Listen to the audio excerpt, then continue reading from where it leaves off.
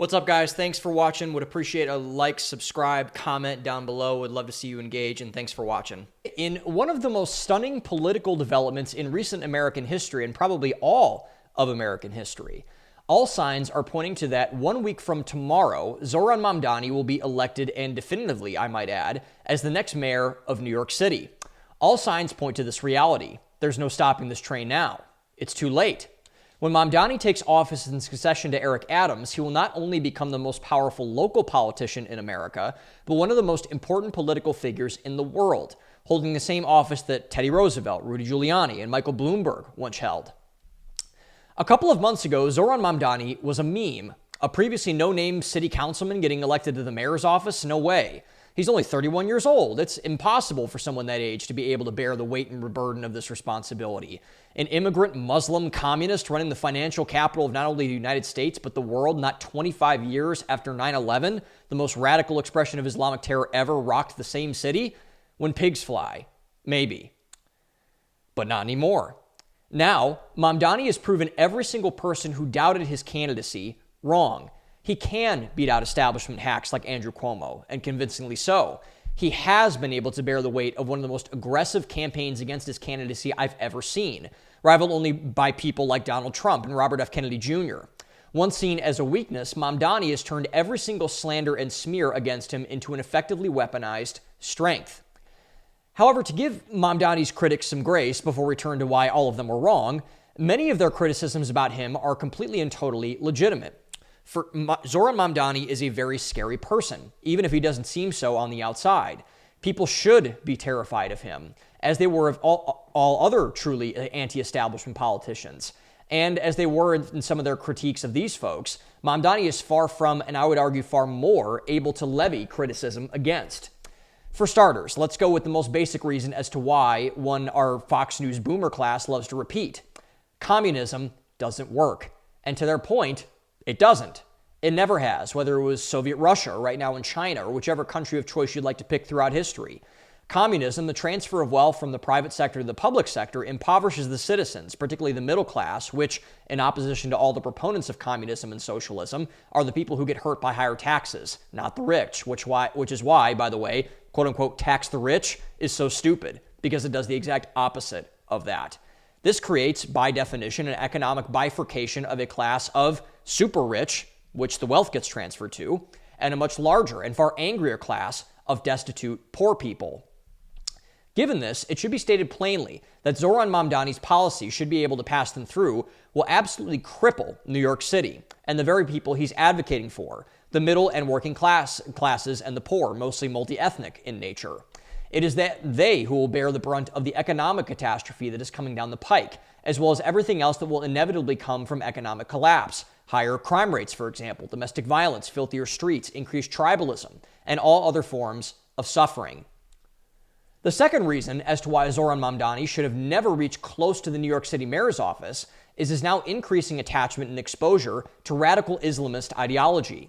For example, Mamdani has frequently posted pictures with a local imam named Siraj Wahhaj, who served as a character witness in favor of the 1993 World Trade Center bombing.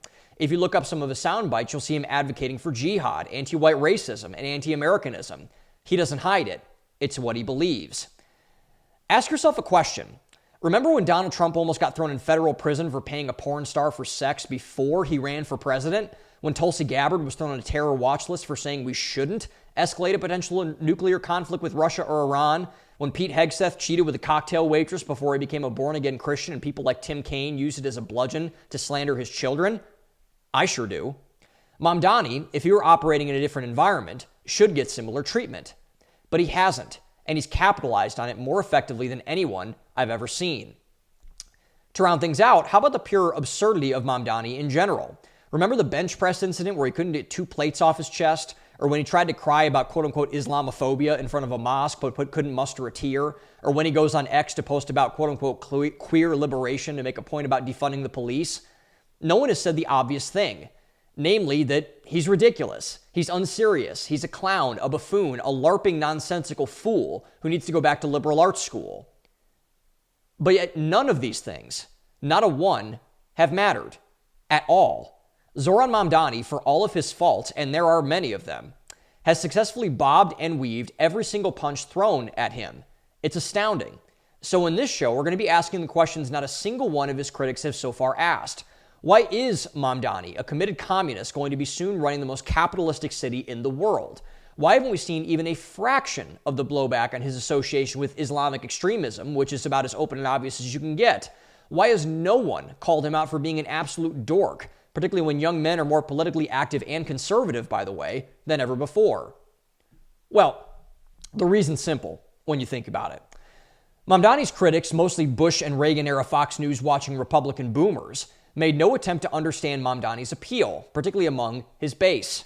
They are right in saying that all of the named examples and more are completely disqualifying to become the mayor of America's most important cultural city.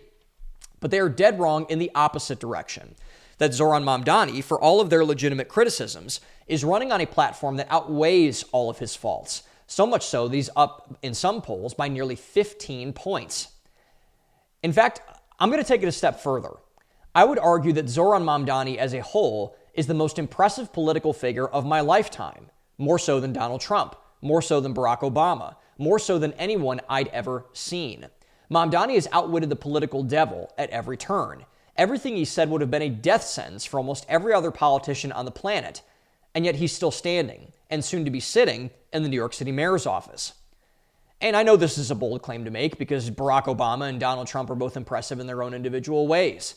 The key, in my view, with Mamdani's brilliance is his ability to blend the styles of both Obama and Trump together. When used properly, as Mamdani has, it's the perfect combination. Up until this point, no one has perfected it. So to explain why Mamdani's unthinkable rise will become reality next week, we need to go into further detail to explain it. Let's start with the Obama side of the coin. The magic of Barack Obama was his charisma, his seemingly inflappable magnetism that propelled him from being a local community organizer outside of Chicago to the most destructive domestic policy president in recent American history. Obama ran, if you remember, on a very moderate campaign. He was against gay marriage, wanted a strong border, and advocated for a much more moderated foreign policy, particularly in comparison to the Bush years. Mamdani, to put it mildly, is against all of those things. But as we know now, Obama turned out to be completely the opposite of what he campaigned on. He re-racialized America and sent us into the woke era defined by BLM, George Floyd, transgenderism, and now the exploding violent acts against ICE agents. He paved the way for the legalization of gay marriage. He opened our border wide open and built cages for the migrants he let in. Not only did he stop the war, not stop the war crimes the Bush administration was already committing, he expanded them, launching us into dozens of open and covert foreign policies defined by bloody regime change wars by the American military and intel agencies. So why? Why did Barack Obama pivot so hard? Well, because it turns out Barack Obama was and is a construct. He was completely manufactured, a Manchurian candidate, a wax figure, carefully molded and sculpted by our establishment political class. Using Obama's message of racial equality and liberation, our political elites used him as the gateway drug for their hardcore leftist political agenda. The curious thing about this is, if you really look at it, it was obvious that Obama was completely and totally fake.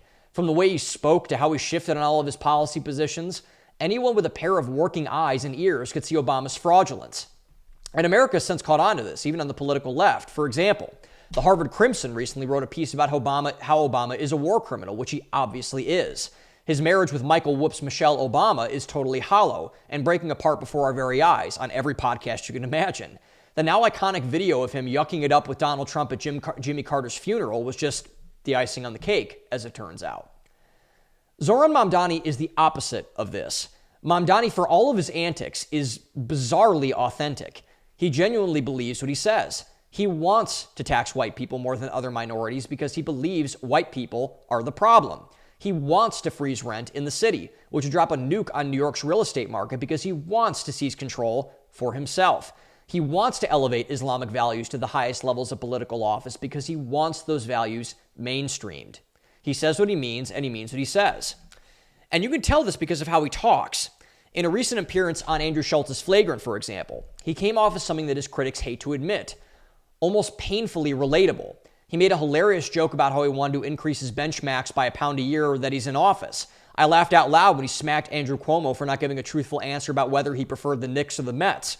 He communicated his ideas so effectively that even a political novice like Schultz understood everything, even if everything he said was a lie. It was one of the most masterful podcast appearances I'd ever heard. And in addition to this, Mamdani also capitalized on the other factors that helped propel Obama to the White House. He's incredibly handsome, from how he does his hair to how clean his teeth are. He dresses impeccably and impressively. He has an infectious laugh. He genuinely seems like a nice guy. If he asked me to snag a drink with him, for example, I doubt that because he's Muslim, but that's fine, I'd take him up on it in a heartbeat. And it's here where the crossover from Mamdani's connections from Obama to Trump start to take place. Donald Trump is also painfully relatable. Remember when he called himself fat because he wore an unflattering garbage man vest? Or when he worked the fries at McDonald's and called normie people, quote, not ordinary? Or when he cracked a crude joke in the Access Hollywood tape, or dropped an F-bomb when Israel and Gaza broke the ceasefire and started killing each other again, or almost quite literally any other example of quite literally everything that Donald Trump says? I do too. And so does Zohran Mamdani. But the key to Trump's success, why Trump was able to break through just as Mamdani has, was going into a deeper level of relatability. Trump didn't just tap into acting and behaving like an average person, which he is. Rather, he tapped into something the average person felt, something which the elites of our society have never noticed up until it was too late for them to repent of that sin. Grievance. One of the most popular terms as Donald Trump's ascendance to the White House took place was the quote-unquote forgotten man. The forgotten man, a typecast blue-collar factory worker from Middletown, Ohio, for example, was a man who had gotten screwed over by American elites over the past 40 years of American life. There were millions of forgotten men and women, by the way, in America, and they were always there. They were growing in number. Donald Trump was just the first to care to notice that and to exploit it. What has happened to the forgotten man exactly? Well, first, they devalued his job by slowly chipping away at his wages. They took away his Christmas bonus, didn't give him a 5% raise every year, and lowered his pension contribution before cutting it out altogether. Soon after, his job was shipped away entirely with no explanation. That factory, that general store, that whatever, had always been the pillar of his community. His dad and his grandfather worked there, but not him. Not anymore. Learn to code, rube.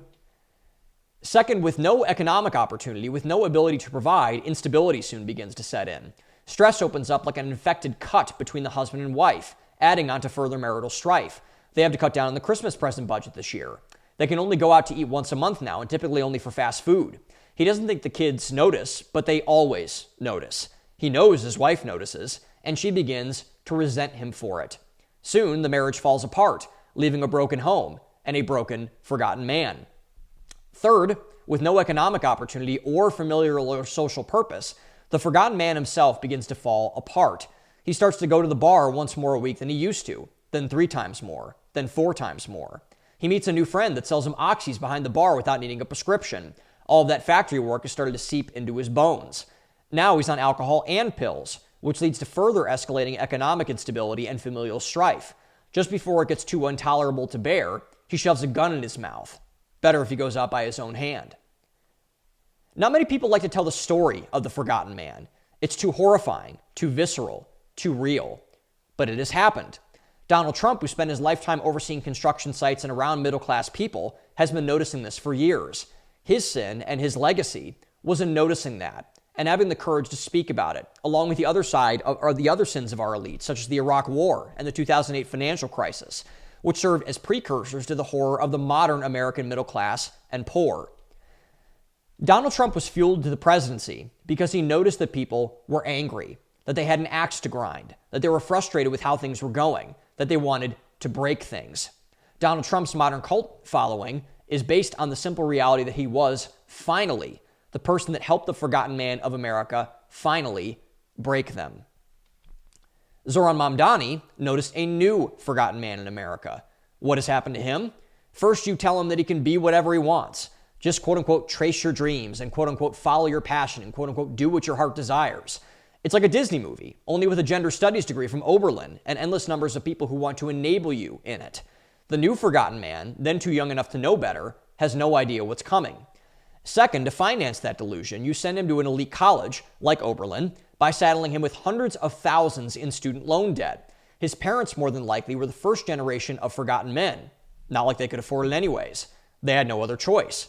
Can't declare bankruptcy, 30-year terms, what does it matter anyway? You'll find a way to pay it back eventually, is what he was told.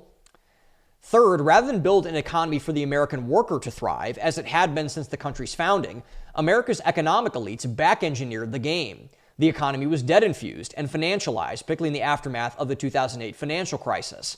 Now, instead of pursuing art history, as their dumb and idiotic parents told them to do, the new forgotten man was a barista by day and driving DoorDash by night while trading Coinbase in between stops. The American dream, as F. Scott Fitzgerald most definitely didn't describe. The story of the new forgotten man is one that has been told by very few people. Why? Because we could have stopped it. American leaders could have stopped it. American institutions could have stopped it. But they didn't. This catastrophe, one that fueled all of the modern radicalism we're seeing, from the Charlie Kirk assassination to the woke revolution to Zohran Mamdani, could have been completely and totally avoided. But it wasn't, because our elites were still, and are still, asleep at the wheel. Zohran Mamdani is going to be sent to the New York City mayor's office for the exact same reason Donald Trump was elected to the presidency, because he noticed that people were angry, that they had an axe to grind, that they were frustrated by how things were going, that they wanted to break things. Zohran Mamdani's modern-day cult following is based on the simple reality that he was, finally, the person that helped the new forgotten men of America finally break them. Not many people like to tell the story of the new forgotten man. It's too horrifying, too visceral, too real. But it has happened. Zohran Mamdani, who has spent his entire political career from his first job analyzing this issue of seeing people his age unable to buy a home, to start a family, to have any hope of any future at all, saw it and capitalized. More importantly, he has seen who has caused it and is now aiming the ire of an entire generation directly at them. This is why all the talk of he's a radical and none of his policies are going to work are falling on deaf ears. It doesn't matter how radical Zohran Mamdani will be once in office, just as it didn't matter how quote-unquote radical Donald Trump was on his political campaign. And Zohran Mamdani will indeed be more radical than any politician America has ever seen. It doesn't matter if he supports jihad in America, or wants to arrest Benjamin Netanyahu upon entry into the United States, or he wants to force government takeover of grocery stores. His radicalism does not matter. For his voters, it only matters how radical he will be towards their enemies. And he will be just that. All the companies, people who create jobs, people who create jobs in New York City will leave. All people with money and desire for a family will flee. This will result in a higher burden, particularly with the expansion of government services, onto the taxpayers, which again are overwhelmingly imposed on the middle class. They will soon become poor, which means they will become more unsafe, more violent, and more aggressive. All in a day's work for the modern communist. The fact that Zohran Mamdani has convinced the millennial generation of this grim reality is one of the great political feats in the history of our country. If not for Mamdani's brilliance, for the rest of our collective ignorance, power always corrupts itself. Corrupted power always gives away to the aggressive oppressed. Like Trump followers, Mamdani's followers have a right to be angry. Like Trump's voters, we'll see if Mamdani's voters end up regretting their deal with the devil.